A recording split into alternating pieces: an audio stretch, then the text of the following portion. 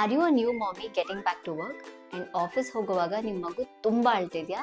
It's heartbreaking, but don't worry. Hi, I am doctor Priyanka. 7 to 15 months ಮಕ್ಕಳಲ್ಲಿ stranger anxiety is very common. ಇದು ಅವ್ರ brain develop ಆಗ್ತಿದೆ ಅನ್ನೋದಕ್ಕೆ very good sign. This is because now your baby understands that when you leave the room you exist somewhere else. They can also distinguish between safe people and outsiders.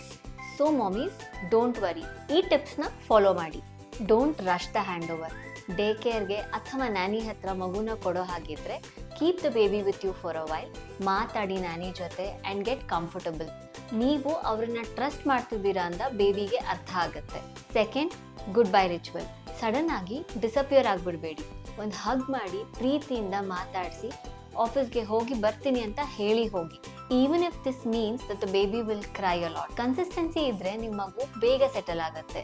ನಿಮ್ಮ ಮಗು ಕೂಡ ಆಫೀಸ್ಗೆ ಹೋಗುವಾಗ ತುಂಬಾ ಹಠ ಮಾಡುತ್ತಾ? ಕಮೆಂಟ್ ಮಾಡಿ.